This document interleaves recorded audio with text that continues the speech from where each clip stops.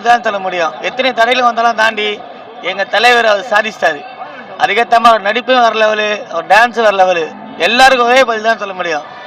இன்னும் ஒரு வருஷம் பொறுங்க, அடுத்த வருஷம் அரசியல் வந்துருவாரு. அதுக்கப்புறம் எல்லாருக்கும் யார் என்னென்ன பதில் கொடுக்கணுமோ கண்டிப்பாக அவர் நாராக வந்து கொடுப்பார்.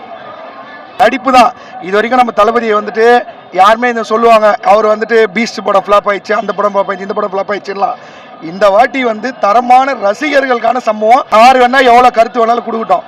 படம் வந்து செகண்ட் ஹாஃப் லேகாக இருக்கும், ஃபர்ஸ்ட் ஹாஃப் லேகாக இருக்கும், இப்பயே போட்டுனுங்கிறானுங்க. இந்த லேக் பார்க்குறவங்களாம் இல்லை, நாங்கள் தளபதியை பார்த்தா போதும், அவ்வளோதான். அதுதான் நாங்கள் படத்துக்கு வந்துக்கிறோம். இந்த வாட்டி லியோ தான், அவ்வளோதான், வேறு எதுவுமே கிடையாது. 1000 கோடி கன்ஃபார்ம் எழுதி வச்சுக்க சொல்லுங்க. இப்போ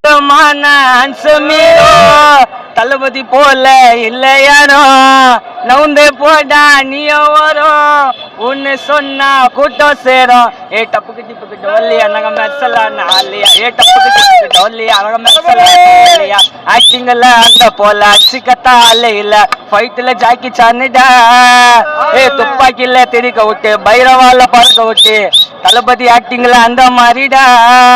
ஏ டப்புக்கு டிப்புக்கு டோல்லியா நாங்க மெர்சலாம் ஆலியா. அசமானா அசமான அசமான அன்சமீரோ தளபதி போல இல்ல யாரோ.